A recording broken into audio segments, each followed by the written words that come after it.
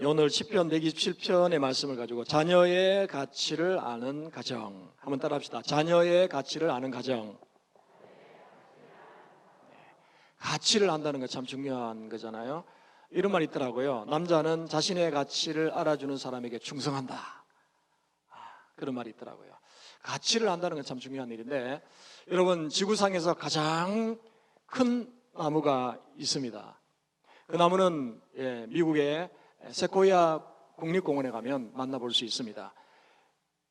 키가 무려 80에서 100m까지 자랍니다.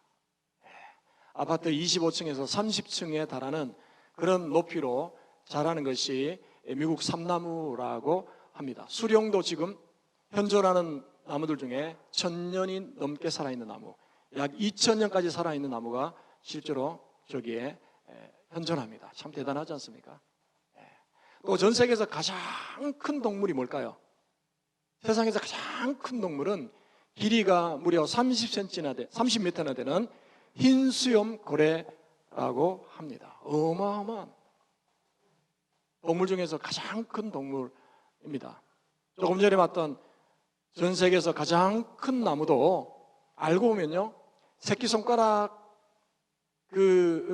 손톱 절반밖에 되지 않는 그 씨앗에서 씨앗이 발화돼서 저렇게 성장했다고 합니다.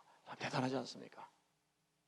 저렇게 큰 흰수염 고래도 작은 눈에 보일까 말까 하는 그 수정체에서 그것이 수정이 되어서 저렇게 자란 거죠.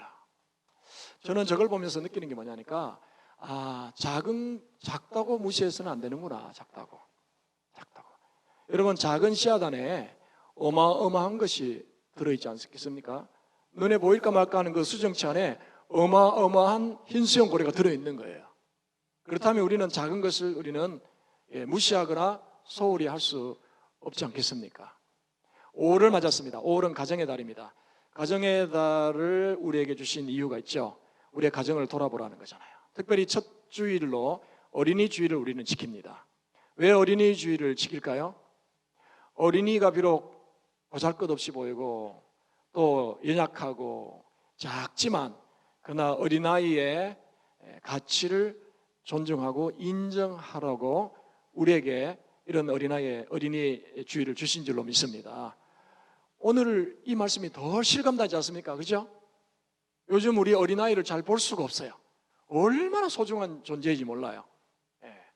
그래서 오늘 저는 어린아이의 가치를 한번 생각하면서, 근데 이 어린아이의 가치를 우리가 알려면요, 무엇을 알아야 되냐면 어린아이를 품고 있는 가정의 가치를 우리는 알아야 합니다. 어린아이는 그저 생겨나는 것이 아니라 가정을 통해서 하나님이 우리에게 주시는 줄로 믿습니다. 그래서 가정이 얼마나 소중한가 하는 것을 알아야 되고요, 또 한 가지, 가정의 소중함을 알기 위해서는 가정을 우리에게 주신 하나님이 얼마나 가치 있는 분인가 하는 것을 우리는 인정하고 고백해야 할 줄로 믿습니다. 오늘 시편 127편은 너무나 잘 아는 그런 솔로몬의 시입니다. 너무나 아름다운 식구로, 언어로 지었어요. 우리가 노래 부르는 그런 시가 아닐 수 없습니다. 오늘 이 솔로몬은 이스라엘 3대 세 번째 왕이었고 정말 부귀영화를 누리고 권세와 권력을 최상위로 누렸던 그런 인물이 오늘 가정에 대해서 이 시를 지었어요. 짧은 시이지만 우리에게 많은 도전을 준다고 저는 생각합니다. 오늘 1절을 보니까 가정의 소중함에 대해서 이렇게 노래하고 있습니다. 우리 1절을 한번 같이 읽어봅니다. 시작. 여호와께서 집을 세우지 아니하시면 세우는 자의 수고가 헛되며 여호와께서 성을 지키지 아니하시면 파수꾼의 깨어있음이 헛되도다. 아멘. 여러분, 저기 여호와께서 집을 세우지 아니한다. 저기 집은 눈에 보이는 건물이 아니라 우리의 가정이라고 할 수 있습니다. 여러분, 우리의 가정을 누가 세우신다고요? 하나님이죠. 여러분 믿습니까? 아니, 내가 눈이 맞아서 결혼해서 가정을 이룬 거지 하나님이 가정을 이뤘냐라고 할 수 있지만요, 아닙니다. 창세기에 보면 하나님께서 남자와 여자를 만드시고 두 사람을 손붙잡고 혼인시키신 분이 누구예요? 하나님이라는 거죠. 하나님. 그래서 가정이라는 건 하나님이 만드신 최초의 제도예요. 제도. 가장 소중한 제도예요. 오늘도 마찬가지입니다. 하나님께서 가정을 통해서 우리에게 복을 주시는데 가정의 주인이 누구가 되어야 되는가? 하나님이 되셔야 한다고 오늘 시인은 노래하고 있습니다. 여호와께서 성을 지키지 아니하시면 파수꾼이 밤새던 눈으로 성을 지켜도 헛되다라고 말하고 있어요. 그러면 이 성은 뭐를 말할까요? 우리나라와 민족을 말하겠죠. 우리나라 민족, 우리 대한민국은 특별히 38선에, 휴전선에 수많은 군인들이 불철주야로 나를 지키고 있습니다. 근데 그들이 지킨다고 다 되는 것이 아니라 누가 지켜주셔야 돼요? 하나님이 지켜주셔야 할 줄로 믿습니다. 그럴 때 하나님, 이 우리나라가 그 지킴이 헛되지 않는다는 거잖아요. 솔로몬이 지은 이 책 중에 전도서라는 책이 있습니다. 전도서는요 이렇게 시작합니다. 헛되고 헛되고 헛되니 모든 것이 헛되도다라고 말하고 있어요. 인생이 헛되다고 말하고 있습니다. 여러분 느끼지 않습니까? 그러죠? 시간이 지나면 지날수록 우리 인생이 정말 헛되다는 걸 느낍니다. 건강도 바닥을 치고 우리의 미모도 바닥을 치고 그렇잖아요. 우리의 지식도 바닥을 치고. 지난주에 어떤 신방을 갔더니 어떤 그 집사님이 그런 이야기 하시더라고요. 어떤 분이 친척이 아는 친척인데 고등학교밖에 못 나왔어요. 아니요, 국민학교밖에 못 나왔어요. 국민학교밖에 못 나온 남자분인데 아내를, 아주 훌륭한 아내를 만났어요. 이화여대 약대를 나온 아내를 맞았어요. 대단하잖아요. 그 부모님께서 이 젊은 청년을 보더니 야 정말 사람이 됐네. 너 얘하고 결혼해라. 요즘은 가당치 않는 일이죠. 과거니까 오래전에. 그래서 결혼했대요. 근데 그분이 나이가 많이 들어가지고 지금 경로당에 다니신대요. 경로당에. 그래가지고 이 집사님이 물었대요. 아니 당신처럼 고상하고 그렇게 멋진 분이 경로당을 다니신다고요? 그랬더니 그분 하는 말이 걸작이에요. 나이가 70이 넘어보니까 다 똑같아요. 똑같아. 지식도 평준화가 이루어지고 미모도 평준화가 이루어지고 건강도 평준화가 이루어진다는 거예요. 참 겸손하게 인생을 사시는 분 같아요. 그렇잖아요? 여러분 솔로몬은 헛되고 헛되다 그랬어요. 인생이 헛되죠. 그러나 진짜 헛되다고 말하는 것이 아니라 우리의 헛된 인생이 헛되지 않는 비결이 뭐라고 했습니까? 전도서 12장에 가면 4절 이하에 가면요 여호와를 경외하고 그 명령을 지키는 자가 복되다라고 말하고 있어요. 하나님을 경외하고 하나님의 말씀에 순종하는 삶을 살아가는 자는 인생이 결코 헛되지 않다고 역설적으로 그렇게 말하는 거예요. 솔로몬은 아주 머리가 비상한 사람이기 때문에 그렇게 우리에게 도전하고 있는 거잖아요. 오늘 우리의 가정이 가치 있는 가정이 되고 우리의 가정이 행복한 가정이 되는 비결이 뭡니까? 우리의 가정의 주인이 누가 되어야 된다고요? 하나님이 되어야 할 줄로 믿습니다. 그럴 때 우리 인생이 헛되지 않는다는 거잖아요. 여러분 우리 가정을 생각해 보십시오. 하나님 없이 내가 부모가 주인이 되어서 살아가면 어떡할까요? 가정을 위해서 얼마나 했습니까? 아침부터 저녁까지 직장에 나가고 가정에서 그냥 자녀 문제, 경제적인 문제, 교육의 문제 또 여러 가지 세상의 문제를 가지고 씨름하면서 가정을 세워갑니다. 그게 우리 인생이잖아요. 근데 거기에 하나님이 없다면 어떻게 될까요? 어느 순간에 한숨을 쉬는 거죠. 헛되구나 인생이. 인생 무상이구나. 그렇게 되기가 쉬워요. 우리 그리스도인의 가정도 예외가 아닙니다. 그럴 수 있습니다. 그러나 그런 헛됨을 미연에 방지할 수 있는 방법이 뭘까요? 우리의 가정의 주인이 여호와 하나님 되심을 우리는 날마다 인정해야 할 줄로 믿습니다. 그렇죠? 인정해야 돼요. 우리의 나라도 마찬가지입니다. 창세기 11장에 보면 한 좋은 예가 나옵니다. 창세기 11장에 보면 노아의 방주를 통해서 구원받은 자들이 점점점 번성했어요. 그래서 하나님께서 그들에게 은사도 주시고 재능을 주셔가지고 뭐 여러 가지 기구를 만들어서 아주 문화를 발달시켰어요. 어떻게 보면 잘 살게 된 거예요. 아무것도 없는 땅에서 농사도 짓고 문화도 발전시키고 그러다 보니까 어느 순간에 하나님이 그들을 구원하셨다는 걸 깜빡 잊어버리고 자신들이 인생의 주인이 되는 거예요. 야, 우리가 대단하다. 이런 문화를 일으켰네. 야, 우리는 이제 하나님 없이도 행복할 수 있겠다라고 생각해서 뭘 지었냐면요, 바벨탑을 지었어요. 바벨탑. 돌 대신에 벽돌을 구워서 만들고 또 진흙 대신에 역청을 발라가지고 하늘까지 올라가겠다라고 그 교만한 마음을 가지고 자신들이 하나님이 되려고 바벨탑을 지었어요. 얼마나 높이 지었는지는 모르겠지만 아무튼 할 수 있는 데까지 높이 올려서 이 성을 탑을 세웠어요. 그런데 하나님께서 그들의 교만함을 보시고 어떻게 하셨어요? 그들의 언어를 혼잡케 하셨어요. 그 전까지는 언어가 하나였는데 언어를 다 혼잡하게 만들어가지고 전 지구에 다 흩어지도록 만드셨다라고 그런 심판의 메시지가 거기 나오고 있어요. 여러분, 우리의 가정을 생각해 보십시오. 우리가 돈을 모으는 것 쉬워요? 어려워요? 어렵죠. 한 달 꼬박 일해야 월급 받아요. 쉽지 않아요. 애써야 돼요. 출근 딱딱 해야 돼요. 정시 퇴근해야 돼요. 돈을 버는 거는 참 힘들어요. 그러나 돈을 잃는 거는요, 어때요? 쉬워요. 한순간에 새 나가는 거. 어디서 새 나가는지 모르는데 줄줄 새 나가요. 우리의 건강도 마찬가지예요. 건강을 위해서 우리가 얼마나 애를 쓰고 운동하고 노력합니까? 그러나 건강을 잃는 거는요, 한순간이에요. 한순간이에요. 내가 이렇게 건강을 유지시켰는데 한순간에 무너진 게 건강 아니겠습니까?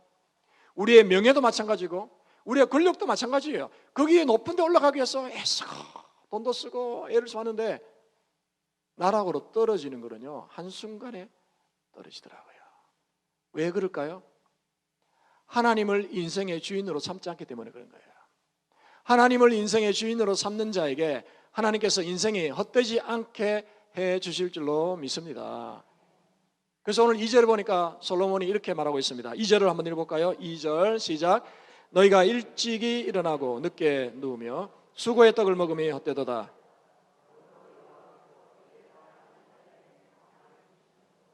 아멘. 우리가 늦게 눕고 아침 일찍 일어나서 늦게 눕고 수고의 떡을 먹지만 하나님이 우리를 도와주지 않으면 한순간이라는 거죠. 그러나 하나님을 우리의 삶의 주인 삼고 우리 민족의 주인으로 삼고 살아가는 인생에 하나님이 주시는 복이 뭐라고 했어요? 너희에게 잠을 주신다라고 말씀하고 있어요. 잠을 주시는 거예요. 오늘도 일찍 나오셔서 졸리는 분이 혹시 있을지 모릅니다. 잠은 하나님이 주시는 축복이에요. 그렇잖아요? 하루에 7시간을 자야 치매를 예방할 수 있어요. 잠을 푹 주무시기를 축원합니다. 여기 잠은 그런 잠도 포함되지만요, 하나님께서 우리의 삶에 평안과 안식을 주시는 줄로 믿습니다. 그거는요, 사람이 줄 수 있는 게 아니에요. 우리가 잠을 많이 잔다고 피곤이 사라지는 게 아니에요. 우리의 마음의 고통은 얼마나 심합니까? 잠을 10시간 잔다고 해결되는 게 아니에요. 우리의 무거운 짐을 우리 스스로 다 해결할 수 없어요. 하나님께서 해결해 주셔야 할 줄로 믿습니다. 내가 노력하는 건 한계가 있는 거예요. 내가 물론 최선을 다해야 되죠. 내 건강, 가정의 경제 문제, 자녀 문제, 우리가 최선을 다해서 해야 됩니다. 그러나 그것만으로 되는 게 아니에요. 내가 할 수 없는 건 누구에게 맡겨야 돼요? 하나님께 맡겨야 되는 거예요. 여러분, 기도는 뭡니까? 기도는 내가 할 수 없는 걸 하나님께 맡기는 게 기도 아니겠습니까? 내가 할 수 있는 것이라면요, 기도할 필요가 없어요. 내가 다 하면 돼요. 그러나 여러분, 인생을 살아보시잖아요. 내가 할 수 있는 것도 많이 있지만 내가 할 수 없는 것이 더 많잖아요. 그래요, 안 그래요?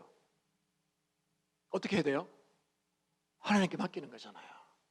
여러분, 기도하는 사람은 하나님을 인생의 주인으로 삼는 자인 줄로 확신합니다. 기도한다는 건요, 하나님 내 인생의 주인으로 삼는다는 거잖아요. 하나님 도와주십시오. 어째든동 하나님 도와주십시오.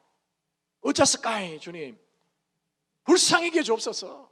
주님께 무릎 꿇고 기도하고. 실패하죠. 낭망할 때가 얼마나 많습니까? 좌절할 때 얼마나 많습니까? 야, 내가 이거밖에 안 되나? 자신의 무능함을 느낄 때가 얼마나 많습니까? 그러나 그것 때문에 한숨 쉬고 한탄하는 사람은요, 하나님을 모르는 사람이에요. 하나님을 믿는 사람은 어떤 사람이에요? 하나님 앞에 나아가는 사람이에요. 하나님, 제가 해보니까요, 제가 안 되네요. 그렇죠? 제 힘으로 다 되는 게 아닌 것 같습니다. 내 인생 내 마음대로 되는 게 아니네요. 주님, 도와주십시오.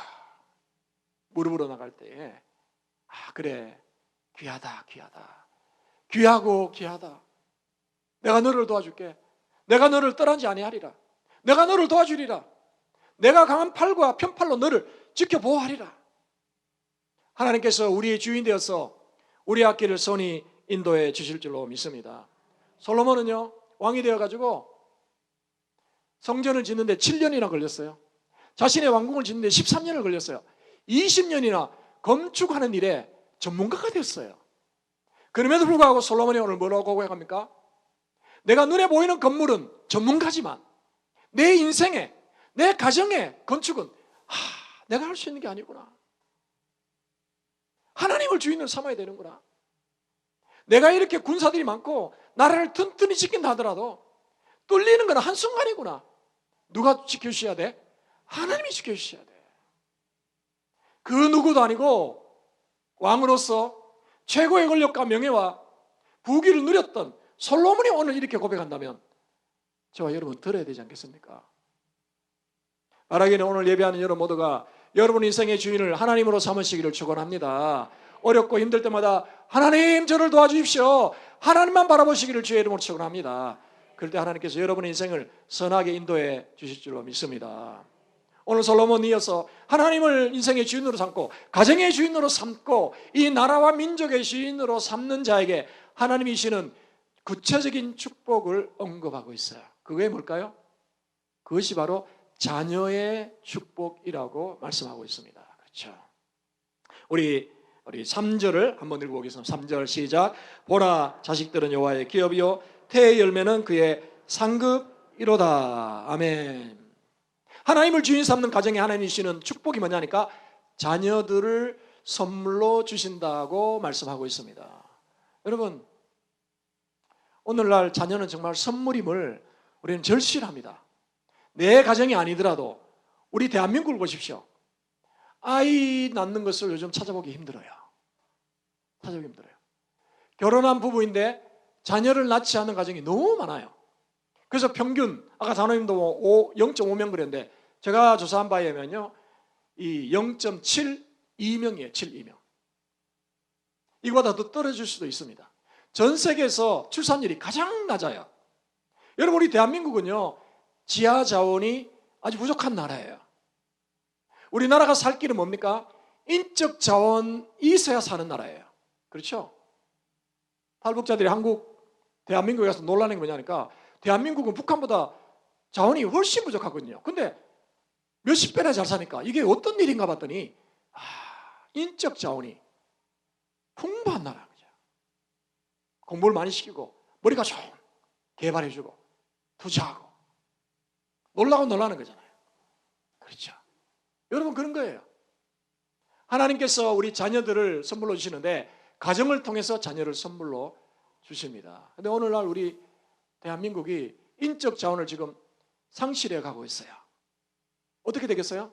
우리나라의 미래는 불을 보듯이 뻔합니다. 지하 자원이 많은 것도 아니고 몽골 같은 데는 가보니까요, 지하 자원이 너무 많아가지고 나라가 힘들면요 중국에다가 50년 채굴권 딱 해가지고 돈을 받아요. 그리고 국민들이 쫙 나눠줘요. 그렇게 하더라고요. 야, 대단하다. 50년 채굴해가도 뭐 남는 게 지하 자원이에요. 그러니까 돈 받아서 국민들에게 나눠주는 거예요. 가난한 사람도 돈 나눠줘 버려요. 우리는 그렇게 할 수 있는 나라가 아니에요. 인구가 줄어들면 망하는 나라가 대한민국인데 요즘 아이를 낳지 않아요. 더욱 안타까운 것은 우리 믿음의 가정의 자녀들도 결혼하지 않고 결혼해도 자녀를 낳으려고 하지 않는다는 것이 문제예요. 어떻게 될까요? 하나님을 가정의 주인으로 삼지 않는다는 반증이에요.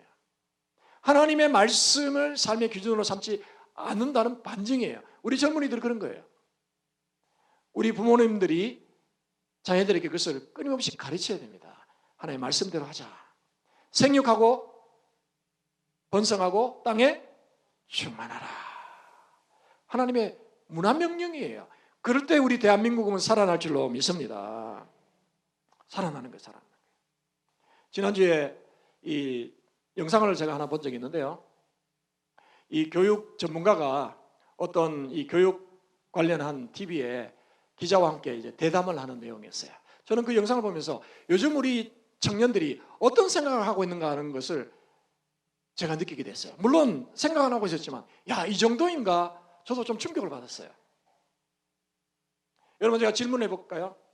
뭐 여러분이 서울대 학생이 아니니까 모르겠지만 지금 서울대학교 안에 학생들 중에 교양 과목 중에서 가장 인기 있는 과목이 있대요. 여러분, 어떤 과목일까요?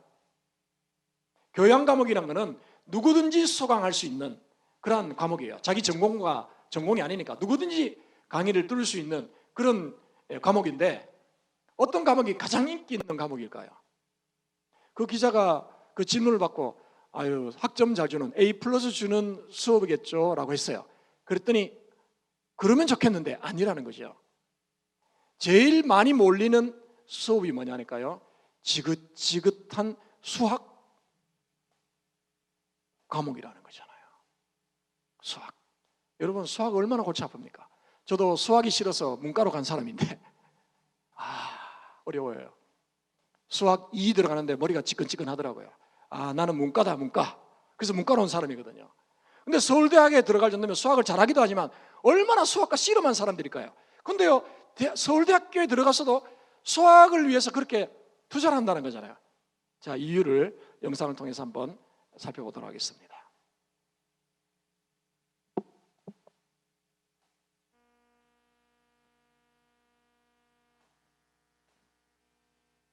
서울대에서 제일 인기 있는 교양 과목이 뭐일 것 같아요? 예. A 플러스 잘 나오는 과목. 수학이랍니다. 수학이요? 예. 제가 그걸 듣고 너무 놀랐어요. 수학이요? 수학하면 지긋지긋할 것 같은데, 그렇죠? 예. 고등학교 때 하도 해서. 잘해서 수학을 그런가요? 가장 그렇게 아이들이 몰리는 이유가 뭐겠어요? 대다수가 예. 반수를 하겠다고 수학을 한답니다. 너무나 놀랐어요. 너무 충격적이네요. 네, 너무 충격적이에요. 매년 500명 이상의 아이들이 예. 자퇴를 한다고 하고요. 맞습니다. 네. 예, 예. 그 중에 7, 80%가 의대 공대와 자연대라고 합니다. 의대 가려고요? 그렇죠. 와. 저는 당연히 예, 예. 내가 서울 공대생이면 내가 앞으로 아주 훌륭한 엔지니어가 돼야지. 네, 네, 네. 공학자가 돼야지. 또는 내가 자연대를 다닌다면 내가 앞으로 위대한 과학자가 될 거야. 교수가 돼야지. 과학자가 된다고 네, 그렇게 네. 생각을 할 것 같은데 아니라는 거예요. 의사가 되는데 패배한 자라고 자기를 인식한다는 거예요. 이게 믿어지세요? 정말 너무너무 충격적인 이야기예요. 그 얘기의 핵심은 네, 뭐냐 하면 의대에 당연히 쏠린다 이 정도가 아니고요. 네네. 한국 학생들이 얼마나 개성이 없고 얼마나 자아가 없고 네네. 얼마나 정체성이 약한 존재인지, 공부만 조금 한다는 아이들은 어떻게 전부 의사가 되겠다고 하는 그런 성향을 가질 수가 있어요. 그러니까 자기 존엄에 대한 네네. 기본적인 바탕이 없는 거예요. 저는 그것을 우리 아이들이 상실하고 있는 가장 심각한 것이다. 예, 여러분 이해하셨죠? 예. 물론 의대에 갈 수 있습니다. 그러나 서울대학에 정도 갈 정도면, 공대나 자연대 정도 갈 정도면요, 수재들 아니겠습니까? 전교에서 1, 2등 하는 애들이에요. 근데 그 아이들이 인생의 패배자로 느낀다는 거잖아요. 왜? 나는 의대를 못 갔기 때문에. 저는 저 영상을 보면서 청년들을 향해서 우리가 돌을 던질 수 있을까 생각해 봤어요. 저는 청년들의 문제 이전에 부모의 문제라고 생각합니다. 너는 무조건 의대 가야 돼. 왜? 이유는 한 가지. 의사가 되어서 정말 사명감을 가지고 또 눈으로 밤을 새우면서 중환자를 돌보는 그런 어떤 사명자의 길이 아니라 대한민국에서 제일 안정적인 직업이고 돈을 제일 많이 버니까, 연봉이 3억 이상 되니까. 누구의 생각이에요? 누구의 발상이에요? 부모의 발상이라는 거죠. 그런데 그것이 서울대까지 간 학생들이, 수재들조차도 의대에 다시 들어가기 위해서 학교에 걸어놓고 재수를 하는, 1년에 500명의 서울대생이 자퇴를 한다는 거. 왜? 의대에 도전하기 위해서. 참 안타까운 현실이죠. 우리가 뭘 가르치지 못했습니까? 말씀을 제대로 가르치지 못한 거죠. 너는 하나님의 존귀한 자야. 하나님이 너에게 주신 사명이 있어. 하나님이 너에게 주신 은사와 달란트가 있어. 그걸 잘 개발해서 하나님 나라의 영광을 위해서 쓰임받으면 좋겠다는 생각보다는 남들이 다 가는 의대, 남들이 다 가는 길로 다 가기를 원하는 우리 부모 세대의 그런 잘못된 생각이 아이들을 망치고 있다. 우리 대한민국을 망치고 있다고 저는 생각합니다. 그렇죠. 오늘 솔로몬이 뭐라고 하고 있습니까? 오늘 3절에 보니까 보라, 자식들은 여호와의 기업이요 태의 열매는 그의 상급이로다. 기업이라는 건, 기업이라고 했어요. 기업이라는 건 선물이라는 의미도 있지만요, 기업은 유지하고 뭐예요? 발전시켜야 될 대상이라는 거잖아요. 자녀는 당연히 가만히 두면 안 돼요. 교육시키고 투자하고 훈련해야 합니다. 근데 그것이 조금 전에 영상을 본 것처럼 모두가 획일적인 어떤 돈 많이 버는 직업, 뭘 선택하도록 우리가 가르친다면 어떻게 될까요? 우리나라의 미래가 없는 거죠. 적어도 우리 믿음의 가정에는 그렇게 가르쳐서는 안 된다는 거잖아요. 공부를 잘하면 잘하는 대로, 못하면 못하는 대로 하나님이 주신 은사와 달란트를 잘 개발해서 너는 소중한 존재라는 것을 알려주는 것, 이것이 우리 부모가 해야 될 일이라는 거죠. 여러분, 자녀는요 투자해야 되는 일이에요. 돈만 투자한다는 게 되는 게 아니라 우리의 마음과 정성을 가지고 투자해야 되는 그런 거예요. 여러분,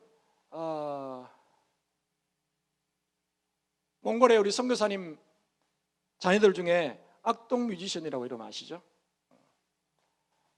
정규 학교를 다니지 못하고 이 몽골 선교사님이 자녀들을 가정에서 교육을 시켰어요. 가정교육을 시켰어요. 근데 그 아이들이 정말 훌륭한 그런 인재들이 되어가지고 사람들로부터 칭찬받는 아이들이 되었어요. 제가 인터넷을 보니까 이 악동 뮤지션의 부모님들인 몽골의 선교사님 부부가 아이들에게 자녀 교육에 대한 그런 원리가 있더라고요. 원리 10가지를 여러분에게 한번 소개하려고 합니다. 뭐 여러분과 상관없을 수 있어요. 그러나 이렇게 했구나 하는 것을 한번 도전받았으면 좋겠습니다. 한번 띄워주시겠어요? 제가 한번 읽어보겠습니다. 첫 번째는 뭐냐니까 자녀의 개성과 재능과 가치를 존중하고 지지해 주라. 쉽지 않은 일이거든요. 두 번째, 자녀를 소유물이 아닌 친구, 동반자로 같이 성장하라. 세 번째, 아이에게 어른을 기대하지 말고 아이답게 키워라. 네 번째, 아이와 소통과 추억을 같이 만들어라.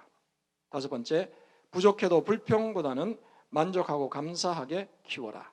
여섯 번째, 칭찬을 더 많이 하라. 일곱 번째, 하고 싶은 것에 몰두하게 딴짓할 시간을 줘라. 여덟 번째, 자신의 행동에 책임을 지도록 하라. 아홉 번째, 부모가 완벽하지 않음을 알려주고 실수를 사과하라. 마지막 열 번째, 충분히 사랑한다는 것을 표현하라. 그랬어요. 뭔가 남다르지 않습니까? 남들과 똑같이 가라는 것이 아니라 남들과 다르게 가라는 거잖아요. 그 원리가 어디서 나왔을까요? 성경에서 나왔다고 생각합니다. 그들은 복음을 전하는 자들이기 때문에 하나님이 비록 이 척박한 환경 속에서 정규 학원을 다닐 수 있는 그런 환경이 안 되지만 하나님께서 이들을 지켜주시고 인도해 주시고 그들에게 주신 복을 그들이 누리도록 어떻게 할 수 있을까? 하나님, 저들을 하나님의 뜻 가운데 키우겠습니다. 이런 교육 방법이 나온 거잖아요. 물론 모두가 그렇게 하라는 건 아니에요. 다 뭐 가정교육을 하라는 건 아닙니다. 그러나 중요한 것은 자녀 교육의 핵심이 뭐라고요? 하나님의 마음에 합한, 하나님의 말씀에 합한 교육을 우리가 시켜야 된다는 거잖아요. 쉽지 않습니다. 우리가 본을 보여야 합니다. 잔소리 해야 합니다. 여러분, 아이들 잔소리 듣기 싫어하잖아요. 그렇죠? 그러니까 잔소리 하지 않으면 어떻게 될까요? 망하는 거예요. 듣지 않든지 우리는 잔소리해야 합니다. 그럴 때 자녀들이 그 말씀으로 새롭게 변화될 줄로 믿습니다. 여러분, 참 이 어린이 주일에 오늘처럼 어린이가 희귀한 시대 가운데 이 말씀을 전한다는 게 결코 쉽지 않아요. 저도 준비해보니까 쉽지 않아요. 목사님 뭐 요즘 시대가 그런데 자꾸 뭐 애 낳으라고 그러고 뭐 결혼하라고 그러고 자녀 낳으라고 그러는데요. 목사님 그거는 시대에 맞지 않습니다. 그러나 여러분, 아무리 시대가 지나도 하나님의 나라, 하나님의 말씀은 불변하는 줄로 믿습니다. 자녀를 낳고 하나님의 선물임을 알고 귀하게 여기고 그들을 잘 양육하고 가르칠 때에 하나님이 우리에게 그 자식이 복이 되기도 하지만요, 자녀를 통해서 오늘 주시는 복이 무엇인지를 오늘 솔로몬은 마지막 4절 5절에서 우리에게 교훈하고 있습니다. 우리 마지막 4절 5절을 같이 한번 읽어봅니다. 시작. 장사의 수중에 화살 같으니 이것이 그의 화살통에 가득한 자는 복되도다. 그들이 성문에서 그들의 원수와 답판할 때에 수치를 당하지 아니하리로다. 아멘. 여러분, 자녀가 축복이라고 하지만요, 현대인들은 가정에 자녀들이 천덕꾸러기라고 생각할 때가 많습니다. 자녀를 낳아서 양육하는 것 개고생이라고 생각합니다. 아이를 되도록 안 낳는 게 그게 인생의 행복하다. 무자식이 상팔자다. 그렇게 말하는 사람들이 있어요. 그러나 솔로몬은 그렇게 아니라고 말하고 있어요. 하나님께서 그 자녀 자체가 축복이기도 하지만 하나님은 자녀를 통해서 우리에게, 부모에게 복을 주신다고 오늘 기록하고 있습니다. 이게 뭐라고 하고 있습니까? 자녀는 젊은 자의 자식은 장사의 수중에 화살 같다 그랬어요. 전쟁은 누가 합니까? 장수가 하는 거잖아요. 그러나 장수가 맨몸으로 나가면 이길 수가 없어요. 무기를 가지고 나가야 되는 거잖아요. 그렇잖아요? 재판하는 사람이 그냥 나가면 안 돼요. 누군가가 도와줘야 되는 거예요. 변호사가 필요하고 누군가가 변호를 해줘야 되는 거예요. 혼자서는 안 되는 거예요. 근데 그것을 누가 도와준다고요? 자녀들이 도와준다고 말씀하고 있습니다. 저는 그게 현실적으로 맞다고 생각합니다. 우리 대한민국을 보십시오. 자녀를 낳지 않게 되면 어떻게 될까요? 우리나라가 더 행복한 나라가 될까요? 더 복받는 나라가 될까요? 반대죠, 반대. 폭망하는 거예요, 폭망하는 거예요. 하나님께서 우리에게 복을 주시는 도구가 뭘까요? 통로가 뭘까요? 그것은 바로 자녀들인 줄로 믿습니다. 자녀를 많이 낳고 키울 때 하나님께서 그 자녀를 통해서 우리에게 갚아주시는 은혜가 있는 줄로 믿습니다. 자녀를 키우는 게 얼마나 힘듭니까? 애완견을 키우는 것도 힘들어요. 좀 보니까요. 제가 한 번은 아이들이 애완견, 아빠 고양이 키우고 싶어, 강아지 키우고 싶어 하니까 마음이 좀 움직였어요. 한번 키워볼까? 저도 어릴 때 뭐 키워봤잖아요. 그때는 뭐 방 안에 키운 게 아니라 밖에 내놓고 키웠잖아요. 근데 제 아내가 그러더라고요. 여보, 요즘 강아지 한 마리 키우는 게 얼마나 힘든지 알아? 돈이 엄청나게 많이 들어. 예방주점 다 해야 되고, 그냥 미용 뭐 이거 해줘야 되고, 어마어마하게 많대요. 요즘 저 북서울 꿈에 가면요, 젊은 부부가 유모차를 끌고 나오잖아요. 와, 유모차를 끌고 나왔네. 가보면요, 강아지가 들어있어요. 그게 우리 대한민국의 미래라고 생각해 보십시오. 강아지들은 엄청 많은데 자식은 없어요. 나라가 폭망하는 거예요. 하나님이 우리에게 복을 주시는 방법이 뭐라고요? 자녀를 통해서 복을 주시는 줄로 믿습니다. 우리 대한민국은 인구가요 1억이 되면요 전 세계에서 더 잘 나가는 민족이 될 거예요. 이게 미래학자의 말이에요. 1억이 되면 내수시장이 돼가지고 자동차 해외 수출하는데도 다 팔 수 있어요. 그러나 인구가 줄어들면요 수출길이 막히면 팔아먹을 데가 없어요. 사줄 사람이 없어요. 나라가 폭망하는 거예요. 지금 일본이 지금 그렇게 가고 있어요. 우리는 그 뒤를 따라가고 있어요. 하나님이 우리 대한민국에 우리 가정에 믿음의 가정에 주시는 축복이 뭐냐면 자녀들이라는 사실을 여러분이 기억하시길 바랍니다. 그런데 목사님, 저는 이미 때가 늦었습니다. 자녀를 낳을 수 있는 기회가 없습니다. 미안하지만 목사님 기도만 하겠습니다. 예, 맞습니다. 여러분의 자녀를 위해서 기도하십시오.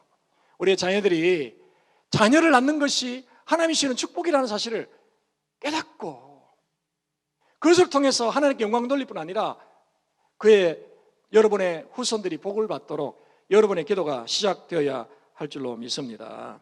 성경적 가치관, 성경적 세계관, 성경적 가정관이 무너진 이 시대 가운데 우리가 회복해야 될 것은 한 가지입니다. 그것은 뭐냐니까 우리의 가정에 하나님을 회복해야 할 줄로 믿습니다.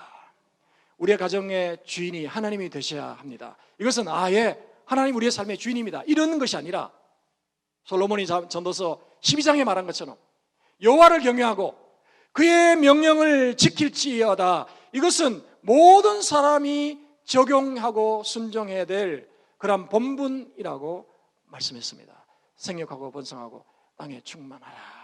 이것이 저주가 아니라 축복이라는 사실을 기억하시고 우리의 가정이 하나님을 주인 삼는 가정이 되어서 하나님이 주시는 이러한 축복을 우리 자녀들을 통해서 계속해서 공급받는 우리 장인지교회 또 우리 대한민국이 될 수 있기를 주의 이름으로 축복합니다. 그것을 위해서 기도하는 우리 성도들 되시기를 다시 한번 주님의 이름으로 축원합니다. 아멘. 이 시간 우리 말씀을 기하고 한 1, 2분만 기도하는 시간을 갖기를 원합니다. 주여, 하나님을 우리의 가정에서 몰아낸 그러한 이 결과가 무엇입니까? 나라가 폭망하게 생겼습니다. 자녀를 낳지 않습니다. 믿음의 가정의 자녀들도 결혼하지 않고 여러 가지 이유가 있겠지만 그러나 경제적인 이유 한 가지만 가지고 결혼하지 않고 결혼해도 자녀를 낳지 않습니다. 하나님, 재앙입니다. 재앙. 우리 자녀들이 결혼하게 하시고 자녀를 낳아서 우리 가정을 회복시키고 우리 민족을 회복시키는 그러한 우리의 후손들이 될 수 있도록 하나님을 가정의 주인 삼는 후손들이 다 될 수 있도록 주여 은혜 베풀어 주시옵소서. 우리 주여 한번 외치고 같이 기도합니다.